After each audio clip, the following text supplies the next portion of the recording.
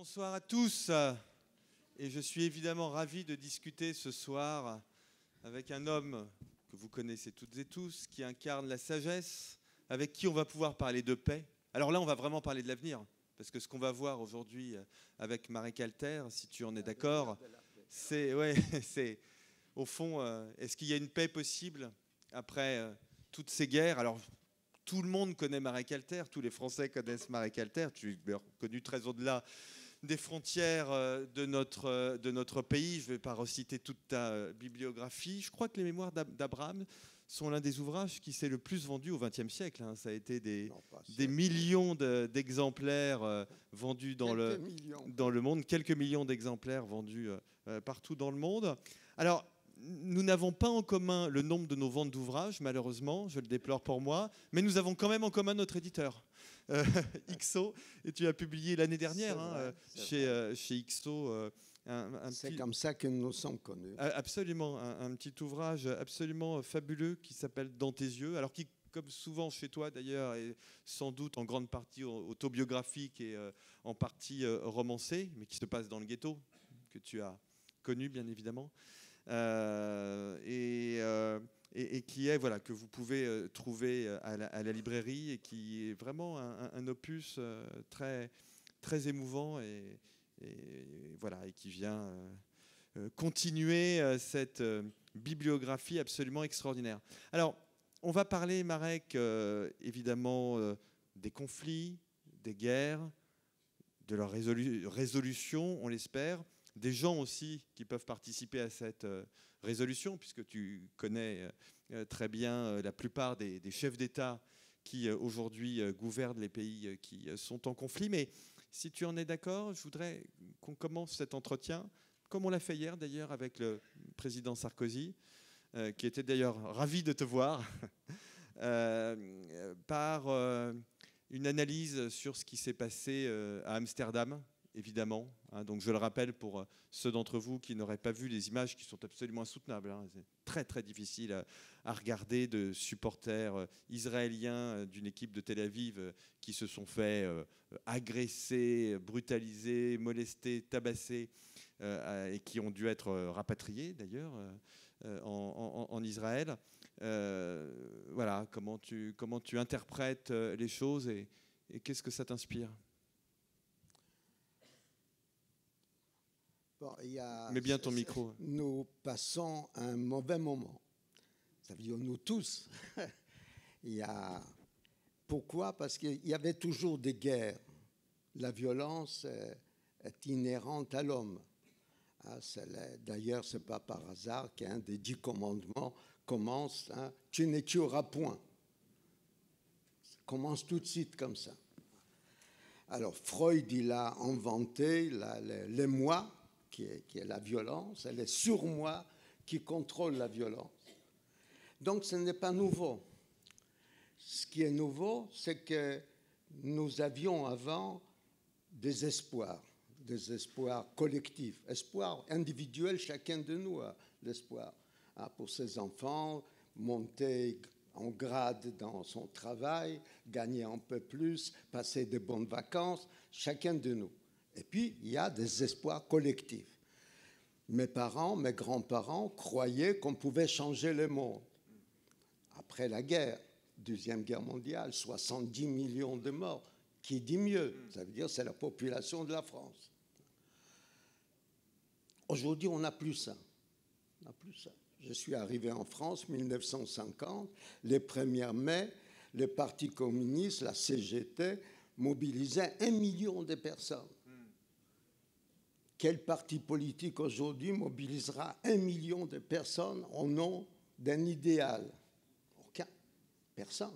Quand on a 300, 400, quand on a 5000, c'est formidable. Toutes les télés sont là. On n'a pas. Bon. Alors, on a perdu l'espoir. C'est ça que tu veux savoir. On a perdu l'espoir. Mais l'homme ne peut pas vivre sans espoir. Parce que nous sommes mortels, et nous voulons, nous espérons voir le monde s'améliorer pendant encore qu'on vit, pas après. Après, on ne sait pas ce qui se passe. Alors, il y a la paix. La paix, était un espoir pour une génération. Romain Rolland, Stefan Zweig, qui parle dans Le Monde d'hier, un des livres les plus formidables, d'ailleurs je vous le recommande. Mais personne, c'est ça qui est extraordinaire. Quand tu m'as proposé de venir ici, j'ai regardé dans le Google. Ah oui, aujourd'hui, ça va plus vite qu'aller à la bibliothèque. Il n'y a pas de livre sur la paix. Ça n'existe pas. Ça vient, Nietzsche en parle un peu par rapport à la guerre. Un des plus beaux livres sur la guerre et la paix, c'est Tolstoï. Ça veut dire que la paix, c'est le contraire de la guerre. Donc on parle, il y a beaucoup de livres sur la guerre, pas sur la paix. Alors, il y a la vision d'Isaïe, la vision extraordinaire, le jour viendra où l'agneau et le lion paîtront ensemble, etc., etc. Et les petits enfants vont les guider. Jésus fait déjà une petite remarque. Il dit, peu sur la terre pour vous, hommes de bonne volonté. Ça veut dire qu'il faut avoir une bonne volonté pour acquérir, pour accéder à la paix. Ça, ce n'est pas automatique. Le Coran, lui, il a trouvé son truc. Entre ici et là-bas, il y a une sorte de zone neutre qui s'appelle la paix. Il n'y a pas beaucoup d'explications. Comment c'est la paix? Alors, on a parlé tout à l'heure de la guerre au Proche-Orient. Je la suis depuis toujours. Et elle se terminera, comme toutes les guerres. Sarkozy, hier, il a parlé de la guerre de 30 ans. Louis XIV, 30 ans, voilà. Elle s'est terminée. Il y avait la guerre des 100 ans. Elle s'est terminée. Toutes les guerres terminent tout simplement parce que les hommes, à un moment donné, ils cessent de vouloir mourir pour une cause. La cause s'éloigne, ça veut dire que l'acte remplace la cause. On ne sait plus, on s'entretue, on est dans les tranchées, on a oublié pourquoi on est dans les tranchées. Bien son micro. Ouais. Donc, les guerres vont se terminer. Les problèmes qui se posent pour nous, notre génération, c'est que nous n'avons pas donc un projet à proposer et nous n'avons pas d'hommes charismatiques pour pouvoir les porter. Dans un monde où l'image a remplacé, dans beaucoup de cas, des mots, des discours. Je passe à la télévision, je dis peut-être des bêtises ou des choses intelligentes. Le lendemain, on m'arrête dans la rue, on dit « on vous a vu à la télévision ». On ne dit pas « on vous a entendu ». On a déjà oublié ce que j'ai dit. On m'a vu. Bon. Or, on a à la télévision, on voit tous les jours des gens intelligents qui font des commentaires. On les croise après dans la rue, on ne les reconnaît pas. Vous saviez, ils ne remplissent pas l'écran. Trump remplit l'écran. Ah oui, oui, oui. Ça, oui, c'est comme ça, c'est la réalité. On le croise, on le reconnaît. Ça veut dire, vous ne l'avez pas vu, mais Hervé Novelli vient de faire une imitation de Donald Trump qui danse. Hein. Il la refera sur scène demain matin. Il y a des figures, c'est important dans le monde visuel où les visuels priment. Donc, pour l'instant, on passe un mauvais moment. Mais je crois, je termine parce que tu as des questions. Non, mais puis je veux que tu parles d'Amsterdam et de ce que tu vas faire. Et c'est que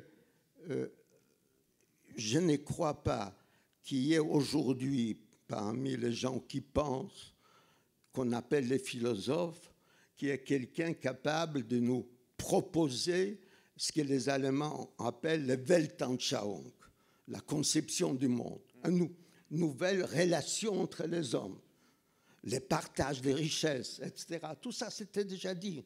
Il faut relire Karl Marx, c'est pas mal. Mais ce qu'il y a de nouveau, c'est la technologie. Elle n'a pas besoin de nos débats sur la paix, sur l'avenir. Elle avance. Il y a des gens qui fabrique des choses de plus en plus perfectionnées. Dans 5 ans, on passera notre week-end sur la Lune. Tout changera. Parce que dès la Lune, on verra notre Terre différente. Elle est différente quand on regarde la Lune. Aujourd'hui, il y a déjà des taxis sans chauffeur. À San Francisco, à Wuhan, en Chine, on aura des machines extraordinaires qui remplaceront l'homme, ne remplaceront pas l'homme, parce que ces machines ont besoin d'être nourries. Nourries par qui? Par nous. Nous sommes la mère nourricière de ces machines. Si on disparaît, les machines disparaissent aussi. Mais ces machines nous obligeront à repenser le monde. On va changer des discours. Le vocabulaire va changer. Mon grand-père n'a jamais pris d'avion. Il ne savait pas ce que c'était un avion.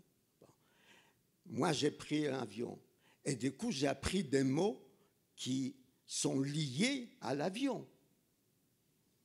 Les téléphones, l'intelligence artificielle. Donc ça enrichit le vocabulaire. Et je suis sûr que les écrivains d'ici 20 ans, 30 ans vont utiliser les mots qui n'existent pas aujourd'hui. Il y aura plein de Céline qui vont apparaître. Peu importe les idées qui vont circuler à l'époque. Bon, donc, je ne désespère pas. Je pense seulement qu'on passe un moment difficile parce que nous n'avons pas à quoi nous accrocher. Même un singe a besoin d'une branche pour s'accrocher, pour sauter sur une autre branche. Or, nous n'avons pas de branches. Oui, mais toi, tu penses quand même qu'on peut mener des actions concrètes. Oui. Par exemple, tu me disais cet après-midi ou à midi, je voudrais emmener des imams à Amsterdam. C'est ce que je vais faire. Non. Alors, ce qui nous reste... Ce sont des choses que tu as déjà fait d'ailleurs. Puisque... Ce que tu dis là, c'est important. C'est que ce qui nous reste, ce sont des rappels constants. Hein? N'oubliez pas que. N'oubliez pas que. N'oubliez. Alors, si on les dit comme ça, on devient des emmerdeurs. Ah, c'est le papy qui vient, tu sais, mon petit, il faut savoir que moi, je connais ça parce que j'ai vécu. Et le gosse s'est dit, bon, ça va comme ça. Bon. Donc, il faut inventer des coups, ce qu'on appelle les coups médiatiques, hein, au service de causes qui nous tiennent à cœur. Ce qui s'était passé à Amsterdam, bon, c'est l'expression d'un mouvement. C'est le seul mouvement, à ma connaissance aujourd'hui, qui a une vision du monde, qui a une proposition. La chrétienté n'a plus de proposition. Elle s'est ramollie, elle a donné la démocratie. C'est les résultats des mariages entre la chrétienté et l'Antiquité grecque. Et puis elle s'est endormie. Les Juifs n'ont jamais voulu imposer leur idéologie, leur pensée au monde, ils sont enfermés. Et là, au sein de l'islam, qui est la 3e grande religion monothéiste, 1,3 milliard d'individus, c'est pas rien, est né un mouvement qui, lui, il a un objectif de s'imposer au monde. C'est les frères musulmans. Et ils ont une constitution, ils ont des projets, 1, 2, 3, 4, 5. Et tout ce qu'on voit, je ne parle pas en Israël, Proche-Orient, mais je parle en Occident. Bataclan, Toulouse, le musée juif de Bruxelles, ce qui s'était passé là, à Amsterdam. C'est une volonté d'imposer un mouvement. Ils n'essaient pas de nous faire peur. Ils essaient de mobiliser leurs troupes. En France, 10% de la population est d'origine musulmane. Ça veut dire 7 millions. C'est beaucoup, 7 millions. La plupart sont des gens qui sont comme nous. Ils veulent travailler, ils veulent éduquer leurs enfants, ils ont des préoccupations. Mais ça, c'est une source pour ceux qui veulent conquérir le monde et imposer la charia, ça veut dire leur constitution, leur vision des rapports entre les hommes. Ils ont besoin de leur soutien. Et les coups qu'ils font, c'est pour leur faire peur, c'est pour les immobiliser. Parce qu'eux, ils leur proposent une aventure. Nous, on ne leur propose rien. Hier, on m'a téléphoné 40 ans après la création des SOS Racisme. Qu'est-ce que vous pensez? C'est vrai, au début, c'était génial. On était là avec Coluche, avec plein de gens. Voilà, et on pensait qu'on donnait une lumière à une jeunesse qui en avait besoin. Et ça a marché. Sauf qu'il faut renouveler. Une lumière, il faut changer des ampoules de temps en temps. Et puis SOS Racisme, c'était un rappel, mais ça n'était pas un projet. Là, comme les grands projets du passé, comme la chrétienté, comme le marxisme. Projet. Ça veut dire le multiculturalisme est un projet. Hein? C'était l'idée, on partait des principes qu'en vérité, on était tous des immigrés. Première, deuxième, troisième, quatrième génération, nous sommes tous des enfants des immigrés. C'est vrai quand on pense que quand les Juifs étaient déjà les sujets du roi en France, les Bretons normands n'étaient pas français. Moi, je me souviens, il y avait des attentats en Bretagne. Pourquoi? Les Bretons posaient des bombes. Ils voulaient qu'on introduise les Bretons dans les écoles. Parce qu'ils voulaient avoir leur histoire, en plus de l'histoire de France, à laquelle ils s'identifiaient. Mais c'est le particularisme. C'est-à-dire, SOS Racisme a enrichi cette idée des particularismes. Nous sommes différents, hein, mais la République, c'est une grande table, une sorte de buffet où on trouve la pizza, les couscous, la carte farcie, les goulash, tout ça. Et tout ça, ça fait la République. Si on devait manger seulement des McDonald's, on changera de pays. Donc, l'idée était généreuse, elle était bonne. Mais ces jeunes qui étaient là, certains, je les vois, Didier François sur LCI, on les voit tous les 2 jours, il était jeune, il n'était pas marié, il participait à une aventure. Après, d'ailleurs, il était arrêté à Gaza, il était blessé, je l'ai sorti pour mettre dans un hôpital en Israël. Mais, puis il a été otage en Syrie, je crois. Quoi? Il a été otage en Syrie après, je crois. Vous l'avez? Il a été otage? Oui, ouais. Non, il part otage, il était blessé. Ah pardon, je croyais qu'il avait été... Il était blessé, et on avait peur qu'on ne puisse pas le soigner à Gaza, et je l'ai fait sortir, je suis allé chercher. Bon.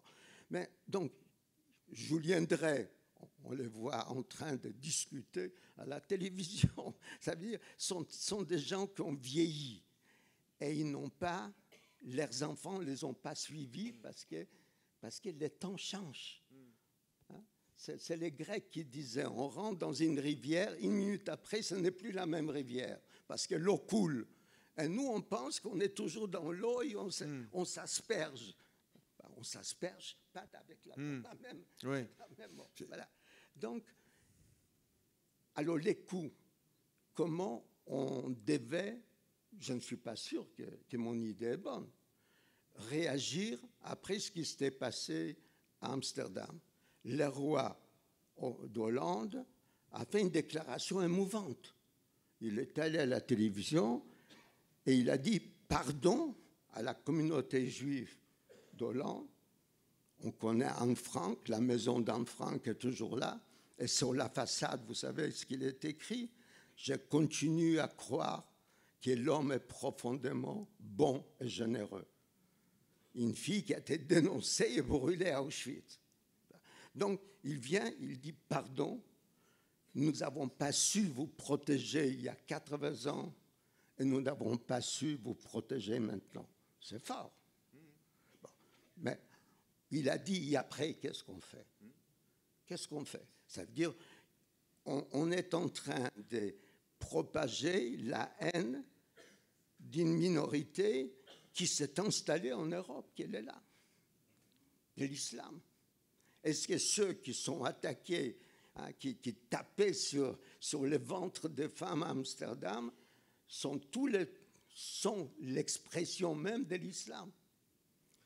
Alors, on a eu avec mon ami Chalgoumi, l'imam de Drancy, l'idée, on prend 20, 30 imams européens, on prend 3 minibus sur lesquels c'était sera écrit en arabe. Hein. Ceux qui tuent sont en train de salir l'image de l'islam. Et on va aller à Amsterdam, il y aura des télévisions, j'espère, des photographes, j'espère, des gens qui viendront nous soutenir, j'espère, et on va déposer chacun une fleur devant la maison d'Anne Frank. Alors, ça va. Les gens seront émus pendant quelques secondes en regardant la télévision. Bien sûr. Non, c'est très important. C'est très important. Je reviens un instant sur le Proche et le Moyen-Orient, et après on parlera de l'Ukraine et de la Russie, si tu en es d'accord. Mais tu as été à l'origine de la rencontre entre Yasser Arafat et Yitzhak Rabin. Comment on fait aujourd'hui pour identifier des gens comme ça? Il y a un gouvernement en Israël qui est un gouvernement parfaitement légitime, démocratiquement élu. Tu connais bien le Premier ministre israélien. Mais comment on fait pour identifier, et je pense notamment aux Palestiniens, des figures qui sont capables justement d'évoquer la paix, ses perspectives et puis aussi ses modalités pratiques? Moi, je pars d'un principe simple, qu'il faut apprendre à parler à son ennemi. Son ami, il n'y a pas de problème, big deal. Hein? J'ai un copain qui habite à côté de chez moi. Le matin, on se lève, on dit bonjour, ça va, il pleut pas. Bon, on est content. Mais un ennemi, quelqu'un qui vous savez, qui vous déteste, qu'est-ce qu'on fait? Alors Jean-Paul II disait avec raison, on s'approche, on le regarde dans les yeux et dit « Pourquoi tu ne m'aimes pas ?» En vérité, il répond, c'est la question posée par un des frères Karamazov, Alyosha, à Ivan. On a un voisin qui ne nous aime pas, qu'est-ce que je fais? Et qu'est-ce qu'il répond Ivan? Tu lui dis que tu l'aimes. Ce sont des chrétiens. Tu lui dis que tu l'aimes. Tu les désarçonnes. Et une fois que tu lui as dit « je t'aime », tu peux tout lui dire. Il faut valoriser l'autre. Ce que nous faisons avec nos ennemis, on les amoindrit. On dit qu'ils sont rien du tout, sont des voyous, sont des hors loi. Pourquoi est-ce qu'ils viendront nous parler s'ils sont rien? Et Sartre, que j'aimais bien, s'était trompé. Il pensait, c'est ce qu'il a écrit, que chacun de nous est responsable de son visage. Ça ne marche pas, ce n'est pas vrai. L'assassin n'a pas un autre visage que moi. Ça ne se voit pas. Si ça se voyait, on arrêterait les assassins avant qu'ils commencent à assassiner. Ça ne se voit pas. Parmi les Palestiniens, je ne parle pas d'Arafat, qui était une autre génération. Il était attiré, fasciné par Israël. Il voulait refaire pour l'OLP la même chose que les Israéliens, puisque les Israéliens ont créé l'État avant l'État. Ça veut dire la philharmonique de Tel Aviv, de Jérusalem, était créée en 1925. La Histadrut, la grande centrale syndicale, qui était aussi bien pour les ouvriers israéliens que palestiniens, il n'y avait pas ni Palestine ni Israël à l'époque, était créée bien avant la création d'Israël, etc. Donc, ils ont créé tout avant l'État. Donc, Arafat voulait faire la même chose. Donc, il a créé aussi un conseil, un peu comme Congrès juif mondial, le Congrès palestinien mondial. Il les réunissait d'abord à Amman, après les septembre noirs, puisque les Bédouins de roi Hossein les ont massacrés, 50 000 morts. Ils les ont expulsés, ils sont donc les Palestiniens, toutes les organisations, y compris marxistes, parce qu'il y avait des organisations marxistes, avec Habash, Rawatme, etc. On les a expulsés vers le Liban, et après, il y avait la guerre du Liban, et François Mitterrand a sauvé certains d'entre eux, puisqu'il a envoyé un bateau pour les amener en Tunisie. Donc, il réunissait tout ce monde en Tunisie. Mais ça, c'était une autre génération. Aujourd'hui, le terrorisme est une aventure. C'est une aventure, je comprends. On s'est réunis en clandestinité, on prépare un coup, etc. C'est les gens, les procès des patis, des assassins des patis. C'est intéressant. Ce sont des gens qui n'ont pas de sang sur les mains, mais ils ont participé au complot. Ils parlaient entre eux. Ils disaient, un type comme ça, il faudrait l'égorger. Et comment, enfin, l'égorgeur a apparu? C'est l'archange du mal. Il a dit, moi, je vais le faire ce qu'on m'a dit. C'est comme ça qu'il commence. Donc, c'est... Alors, quand les soldats israéliens, Gilad Shalit, a été enlevé, bon, c'est normal, son père, un papa, il a fait les tours du monde, il a mobilisé tout le monde, le gouvernement israélien a proposé 1100, je crois, ou 1070 prisonniers politiques palestiniens en échange de la libération de Gilad Shalit. Bon. Et puis, un jour, il y a, je crois, Danny Sheikh était l'ambassadeur d'Israël en France, me téléphone et il me dit, écoute, j'ai dans mon bureau le père de Gilad Shalit, Noah, et il voudrait te voir. Qui vient. Donc, arrive un papa. C'est ça qui est extraordinaire, que tout le monde a un père et une mère. Tout le monde. Comme disaient même les gangsters d'Al Capone, toutes les femmes sont putes, sauf ma mère. Bien sûr, c'est ma mère. D'abord, c'est ma mère. Même Camus se demandait, entre la justice et sa mère, qu'est-ce qu'il choisirait? Une mère. Chez les Juifs, on dit que Dieu a tellement de travail à faire qu'il a créé une mère pour qu'elle travaille, fasse un petit bout de travail, ce qu'il devrait faire. Bon, donc, là, ce n'était pas la mère, c'était le père.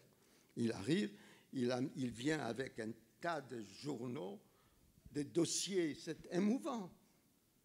Son fils, on a écrit dans New York Times, dans La Guardia, dans El País, dans La Repubblica, son fils, etc. Qu'est-ce qu'on peut faire? Il s'est fait que je connaissais une femme qui vit à Paris, je lui ai parlé encore ce matin, qui est la veuve de plus grand marchand d'armes saoudien, Auger. Elle était la fille des ministres de l'intérieur d'Assad. Je l'appelle, j'ai dit, j'ai ici un vieil homme qui pleure parce qu'il veut sauver son fils. Est-ce que tu connais quelqu'un de Hamas, du chef de Hamas? Il dit oui, je connais Khaled Meshal, on était ensemble à l'université à Damas. Est-ce que tu peux faire un rendez-vous? Elle a pris rendez-vous. Et on est allé. J'étais amené à serrer la main d'Assad. Alors après, des gens m'ont dit, ah, tu as serré la main d'Assad. Oui. Quand il faut sauver une vie, il faut sauver une vie. On serre la main qu'on a en face. Et puis, Assad nous a organisé un rendez-vous avec Khaled Meshal. C'était dans la banlieue de Damas. Alors, il y a bien sûr plein de gens avec les kalachnikovs. Ça m'a toujours étonné, cet amour pour les hommes qui, on dirait qu'ils veulent montrer leur virilité. Ils ont leur kalachnikov comme s'ils montraient leur sexe, en érection. Bon, ils étaient là avec la kalachnikov. Puis, on arrive, premier étage, il y a des affiches, etc. La porte s'ouvre, il y a un type qui ouvre la porte et il est sympathique. Et là, je me suis rendu compte que la connaissance de l'histoire, ça aide. Parce qu'on n'est jamais les premiers à faire un geste. Il y a des gens qui disent « Ah, je suis les premiers, j'ai inventé. » Rien du tout. Avant toi, il y avait quelqu'un d'autre. Vous prenez la guerre des Juifs de Josephus Flavius, 70, l'an 70. Qu'est-ce qui s'était passé? Une petite histoire, c'est pas mal d'apprendre. Donc, Josephus Flavius, il est un des dirigeants de la révolte contre Rome. C'est le chef des Zélotes en Galilée. Il est pris par les Romains. Il est enchaîné, donc je le vois très bien, tous ces combattants enchaînés, et le chef des armées Vespasien passe devant. Et qu'est-ce qu'il fait, Josephus Flavius? Il dit « Empereur, empereur !» Et l'autre, il se retourne, il dit « Je ne suis pas l'empereur, je suis chef des armées. » Et il continue. Les jours même, Néron s'est fait tuer, et les légions proclament Vespasien les Césars. Il devient César. Et il se souvient des types qu'il a appelés empereurs. Il dit, faites-moi venir ces types-là. Pourquoi tu as dit que j'étais empereur? Parce que tu avais l'air d'empereur. Et il devient historien officiel de Rome. Vidal-Naquet, qui a fait un très bon texte d'introduction à ce livre, il dit, voilà un traître qui a joué un rôle important parce que grâce à lui, on connaît l'histoire.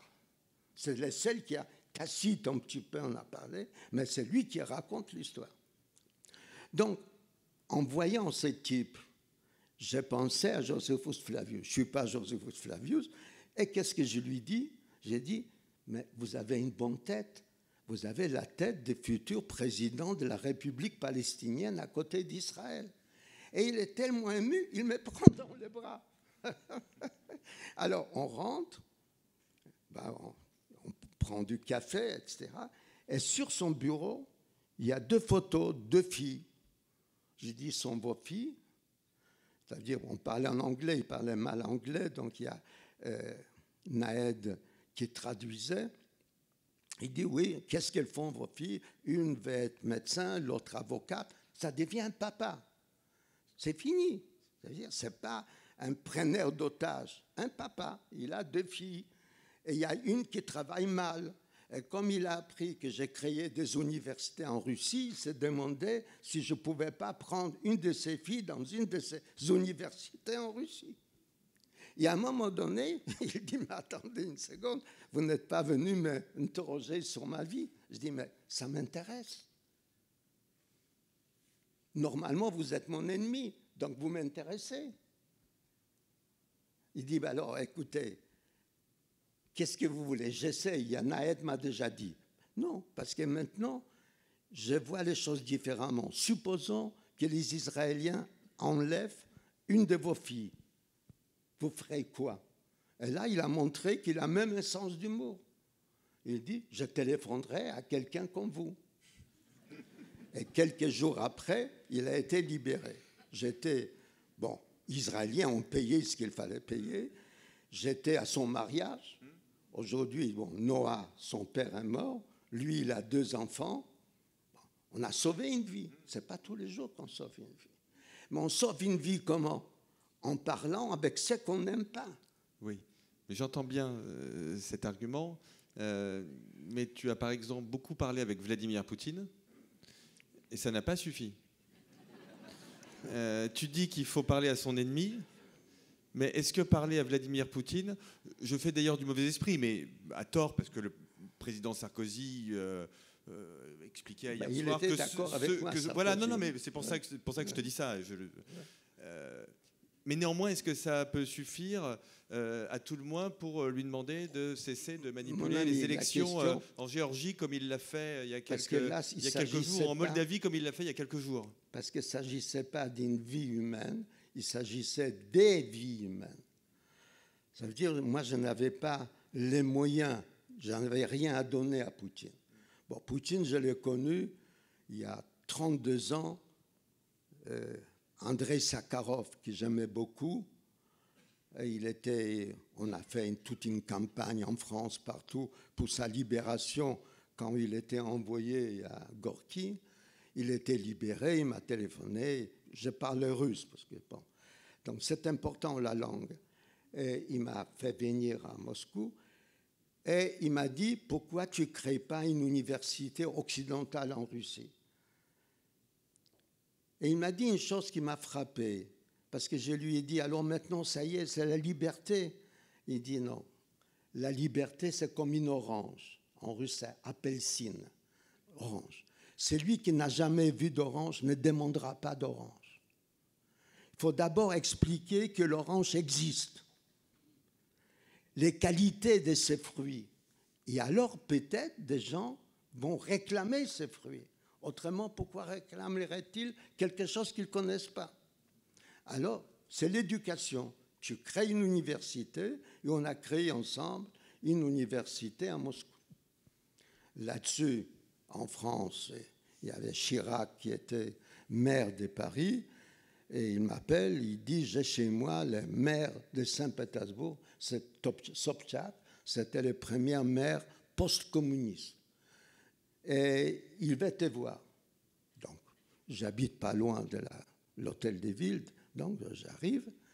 Et Sobchak, c'est un grand type, très beau d'ailleurs. Et il me dit, vous avez créé une université française à Moscou, pourquoi pas à Saint-Pétersbourg? Formidable. Donc, j'ai parlé à Mitterrand, qui était président. Il dit, oui, c'est une bonne idée. Bon. Alors, je suis allé. Il a envoyé Madame Guigou, Elisabeth Guigou, pour les présenter. J'ai amené François Furet pour donner la première conférence inaugurale.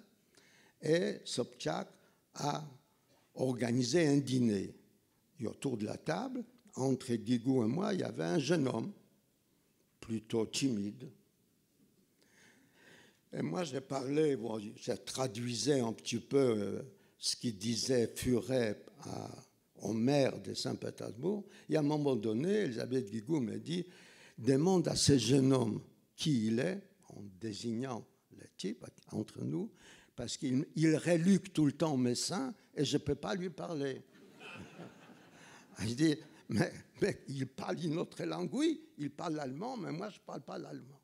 Donc, je lui demande, qui êtes-vous? Il dit, Vladimir Vladimirovitch Poutine. Bon, qu'est-ce que vous faites? Je suis le maire adjoint. Alors, comment ça se fait que vous parlez l'allemand? Ah, et là, il m'a fait sourire. Il m'a dit, j'étais, comme on dit chez vous, James Bond russe en Allemagne, à Dresde. J'ai passé 6 ans en Dresde. Et je commence à lui parler en allemand, mon allemand, on peut mélanger d'yiddish. Et lui, il dit, mais attendez, vous avez utilisé là 2 mots qui ne sont pas allemands. Je dis, c'est le yiddish. Ah, yiddish. Il dit, et là, il m'a attendri.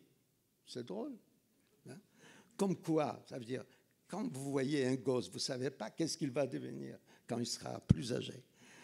Il dit, voilà, il dit que pendant la guerre, pendant le siège de Saint-Pétersbourg, il habitait avec ses parents dans un appartement collectif avec une famille juive, un tailleur, Rabinovitch, Simon.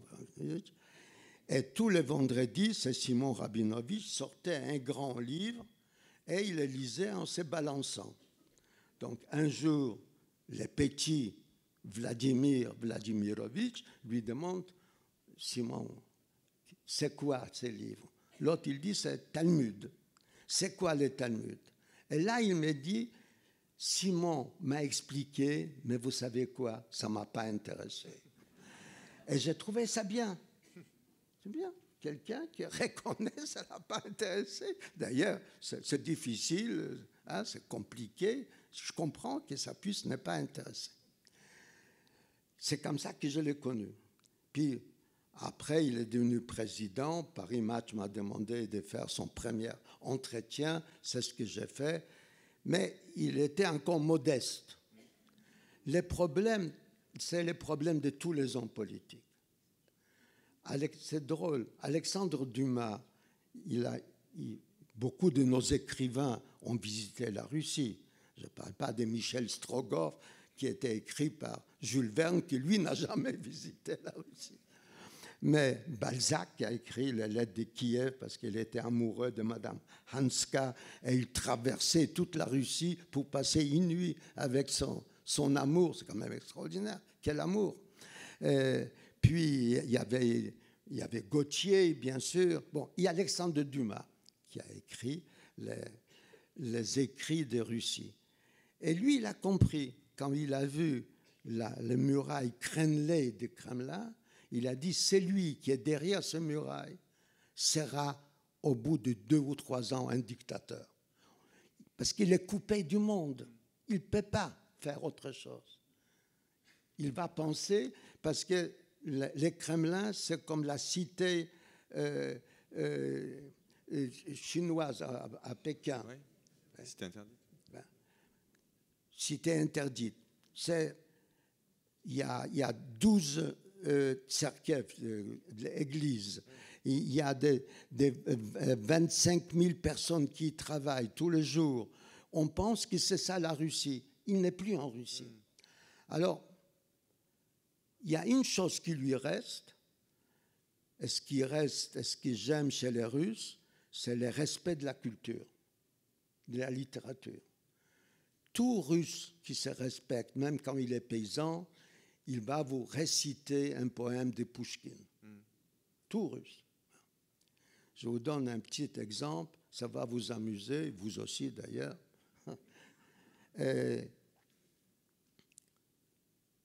J'ai passé mon anniversaire de 87e, 6e anniversaire à Moscou.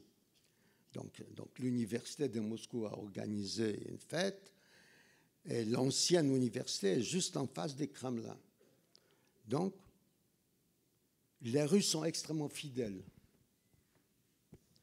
Tant qu'ils ne pensent pas que vous les avez trahis. Alors, on vous coupe la tête, bien sûr. Donc, il est passé donc, la route avec quelques fleurs pour me féliciter pour mon anniversaire. C'était au mois de janvier, le 27 janvier. C'était presque 1 mois avant le début de la guerre avec l'Ukraine. Mais tout le monde parlait déjà de la guerre. Et je lui demande, alors Vladimir Vladimirovitch, vous allez attaquer l'Ukraine pour agrandir la Russie.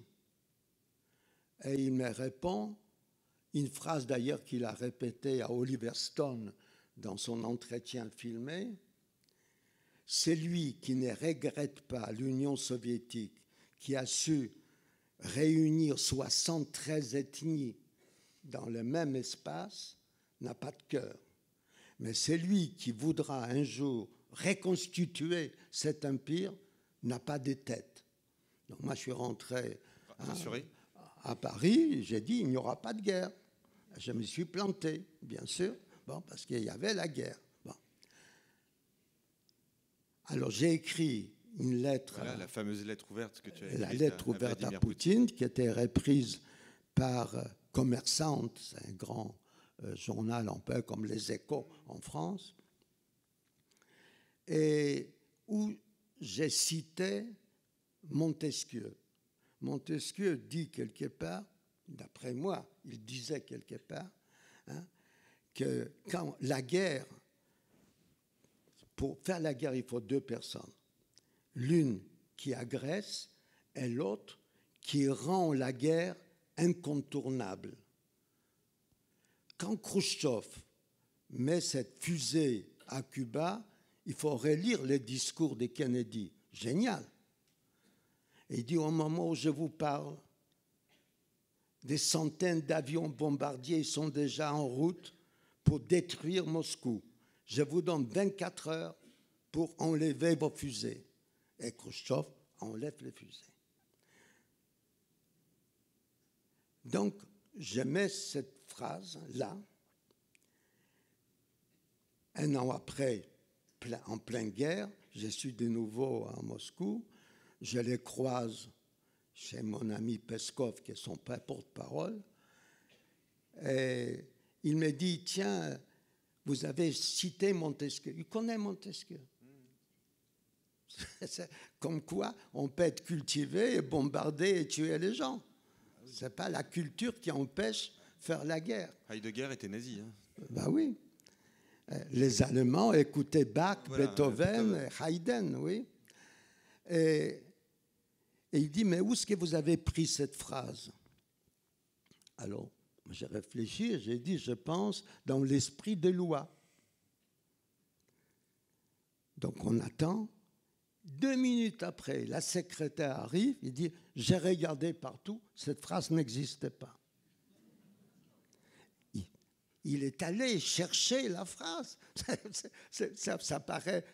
Il y a des milliers de personnes qui meurent tous les jours. Il va aller chercher la phrase de Montesquieu. Alors, vous ouvrez maintenant les Google, quand vous rentrez à la maison, pas tout de suite. Vous mettez cette phrase et vous allez trouver une phrase attribuée à Montesquieu par Marek Alter. Comment s'est fait l'histoire. Bon, alors, pour revenir à ta question, au début, les premiers jours de la guerre, nous pouvions arrêter la guerre. Nous pouvions. Ça veut dire qu'il avait ce qu'il voulait. Contrairement à ce qu'on écrit, notre presse, il veut agrandir la Russie, il veut prendre la Moldavie, la Géorgie, les pays baltes. Il se souvient que Staline a perdu la guerre contre la Finlande, la petite Finlande. Il connaît son histoire. Il n'allait pas refaire ce que Staline a fait. Non, il voulait ce qu'il a déjà. La Crimée, depuis Catherine II qui a conquis la Crimée sur l'Empire ottoman, sur la Turque, et elle fait partie de la mythologie littéraire, historique de la Russie, et le Donbass, les révoltés de Donbass. Il fallait voir les films sortis par les Mosfilms, les révoltés de Donbass, les mineurs, non-mineurs du Nord. Donc, il a repris tout ça. Donc là, on pouvait l'arrêter. Il fallait seulement que nous, on intervienne dans ce sens. Or, qu'est-ce qu'on a fait? On a décidé les boycotts. On va les mettre à genoux. Et les sanctions. On va les mettre à genoux. La Russie, on ne mettra jamais à genoux. Oui, mais il fallait bien faire quelque chose. On n'a pas compris. On n'allait pas rester parce sans qu'il rien fallait faire, parler. On a parlé, le président Macron a maintenu le lien et a essayé de parler avec le président Poutine et ça n'a pas marché. Macron parle bien, mais il dit « c'est pas bien ce que vous faites ». On ne va pas voir quelqu'un avec qui on fait la guerre pour lui faire une leçon de morale. Il ne s'agit pas de morale. Parce que s'il y avait la morale, il n'aurait pas commencé la guerre. Donc on ne parle pas de morale. C'est pas bien. C'est pas bien. Nous, on va vous mettre à genoux. Ça veut dire encore Macron. Moi, je l'aime bien. C'est un type sympathique, intelligent. Bon, je ne sais pas s'il est président, mais il dit aux Ukrainiens, vous devez gagner la guerre. Si tu veux faire la guerre, déclare la guerre à la Russie. Quand la Pologne, en 1939, a été agressée par les Allemands, la France et l'Angleterre ont déclaré la guerre à l'Allemagne. Tu veux vraiment défendre l'Ukraine, déclare la guerre. Alors on envoie les armes pour que les pauvres Ukrainiens meurent. Alors, bon, j'ai essayé de faire quelque chose. Ça n'a pas marché. J'ai loué, grâce à des amis qui m'ont avancé un peu d'argent, 3 bateaux à Istanbul. bateaux de pêche. Là aussi, je n'ai rien inventé, c'est déjà dans Homère. Mais bon, Homère était avant moi. J'ai pris des représentants de toutes les religions, y compris bouddhistes. Et j'ai téléphoné au Kremlin, j'ai téléphoné à Zelensky, qui j'ai connu au moment où on a inauguré, c'est même pas un monument, une menorah, un chandelier, là où il y avait les massacres des Juifs à Babi Yar. Aussi, ce sont des choses qui marquent. Moi, ça m'a marqué. Babi Yar, un fossé. Hein. Les Allemands, avec les Ukrainiens, massacrent 34 000 Juifs. Balles, c'est ce que les pères des bois appellent la Shoah par balle, paf, dans les fossés, paf, paf, dans les fossés, paf, paf. Il y a des photos, parce que les Allemands ont tout filmé. Et puis, il n'y avait même pas une petite pierre pour annoncer. Il fallait qu'il y ait un poète russe, Yevtushenko, qui écrive un poème qui s'appelait Babi Yar, il n'y a pas de sépulture sur Babi Yar. Et Shostakovich, qui était ému par ce poème, a fait la musique et qui a fait les tours du monde. Et d'un seul coup, on a découvert un massacre dont personne ne parle. À Auschwitz, on en a parlé. Il y avait Primo Levi, il y avait Elie Wiesel, il y avait Simone Veil. Bon, mais là, personne n'en a parlé. Bon. Donc, alors, du coup, on a mis quelque chose. Et là, j'ai connu Zelensky. Bon, il n'était pas encore président. Alors, je téléphone à Zelensky. J'ai dit, voilà, il y aura une flottille pour la paix. On va traverser la mer Noire. On va venir en Russie et chez vous. Qu'est-ce qu'a dit Poutine? Poutine a dit, vas-y. Et vous, qu'est-ce que vous faites? Qu'est-ce que vous dites? Et il m'a répondu textuellement, si vous m'amenez la tête de Poutine, je vous reçois. Et alors? Alors, je n'ai pas pu lui amener. Tu l'as déçu? La tête de Poutine. Alors, demande-t-il. Comme quoi, ce n'est pas la même chose que quand on va essayer de sauver une vie humaine.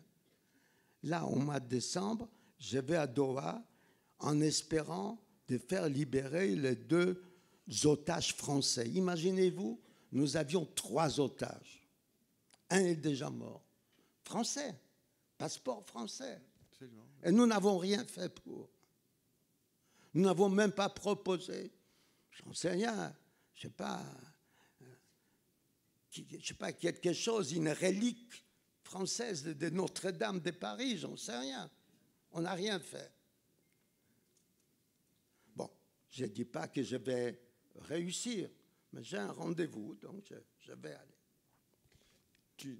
On va terminer cet entretien en revenant sur ce que tu nous as dit au début pour que la boucle soit bouclée. Tu nous as dit qu'on avait tous besoin d'espoir, que l'humain avait besoin d'espoir, qu'en ce moment, on a une situation difficile. Il se trouve que toi, tu as eu une vie d'écrivain, mais aussi d'activiste en réalité. Tu as beaucoup avancé par l'action, tu l'as dit, tu as fait se rencontrer des gens, tu as libéré des otages, tu as contribué à créer des associations qui se sont développées dans le monde entier. Quel conseil tu donnerais à des jeunes aujourd'hui en matière d'engagement pour œuvrer à la paix? De faire ce que toi tu as fait, c'est-à-dire d'avoir une carrière d'écrivain, c'est-à-dire de prendre la parole, mais aussi d'agir très concrètement. Oui, je pense, tu as bien résumé. Et il y a des jeunes qui se réunissent autour du sport, par exemple. Football, ça marche. À Gaza, que j'avais visité avant, que les Israéliens ne bombardent, c'est une bêtise aussi. On ne tue pas les terroristes avec des bombes. Une bombe, un terroriste. Une bombe, un terroriste. Plus 20 000 personnes autour. C'est une absurdité. On ne fait pas comme ça. Tu en as parlé avec le Premier ministre israélien? Golda Meir a liquidé tous les terroristes qui ont tué les athlètes israéliens à Munich. D'ailleurs, il y a un très beau film, Munich, de Spielberg, où il décrit ça en détail. Elle a dit, tous ces terroristes seront tués, ils étaient tués un par un. Mais on ne massacre pas les innocents. Bon, mais ça, c'est problème des cultures, problème des passés, d'idéologie. Il y avait les créateurs d'État d'Israël étaient des universalistes. C'était, bon, Netanyahou, c'est une autre culture, c'est pas la mienne. Il est juif, et alors il y a des juifs qui sont fréquentables, d'autres pas, ça dépend. Bon. Mais ce qui s'est passé, d'ailleurs je termine là puisqu'on parle d'Israël, je ne sais pas pourquoi, parce qu'on parle toujours d'Israël, c'est que il y a quelque chose qui s'est passé, je ne sais pas exactement à quel moment, où le mot paix a disparu de notre vocabulaire, puisque c'est ça le sujet de notre conversation. Hein? Bon, ça veut dire qu'il y avait des grands mouvements pour la paix à travers le monde. Il y avait la guerre entre le Pakistan et l'Inde, on criait la paix. Il y avait la guerre au Vietnam, on criait la paix au Vietnam. On ne criait pas vive les Viet Cong, on criait la paix au Vietnam. C'est alors que Picasso a dessiné cette fameuse colombe, hein, qu'on voit, qu'on admire encore aujourd'hui. Ça veut dire que les gens étaient motivés et ils étaient sensibles à ce qui se passait dans le monde parce qu'ils avaient l'antidote. L'antidote, c'est la paix. Ça représentait, c'est la non-guerre. Arrêtez vous entretuer. Parlez-vous. Parlez-vous. Oui. Bon. Et d'un seul coup, pour une raison que je ne comprends pas très bien, bon, je comprendrai peut-être parce que j'ai réfléchi, c'est que le mot paix a disparu de notre vocabulaire. Personne ne parle de la paix entre les Israéliens et les Palestiniens.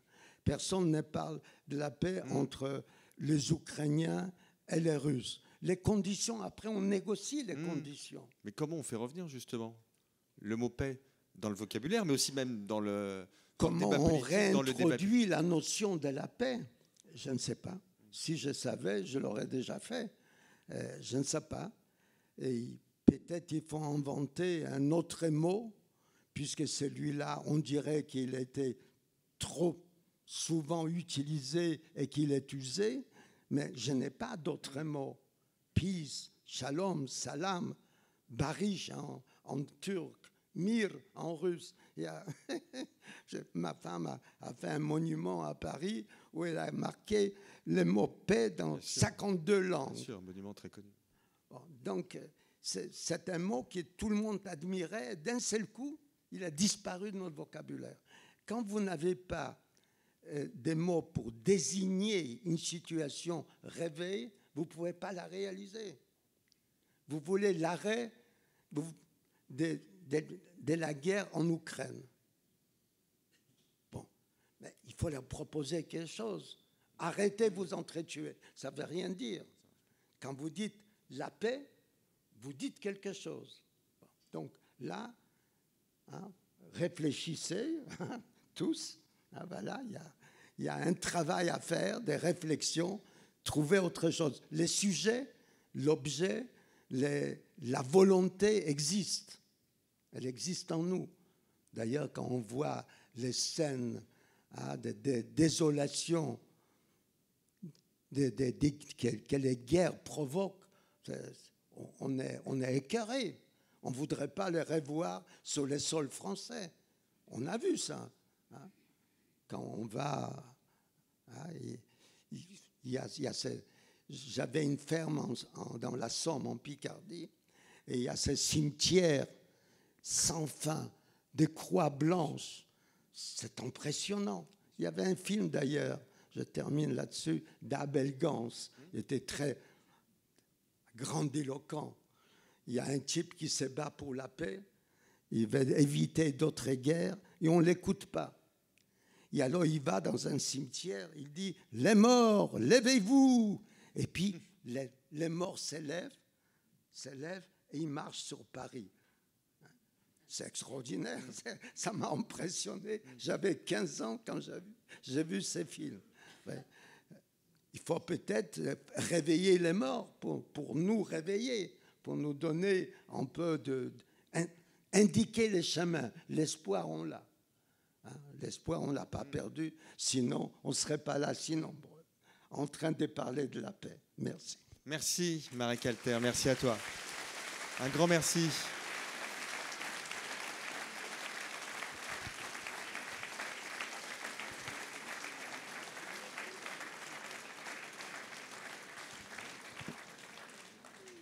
Et je crois qu'on se retrouve dans une quinzaine de minutes pour la séquence sur Notre-Dame de Paris.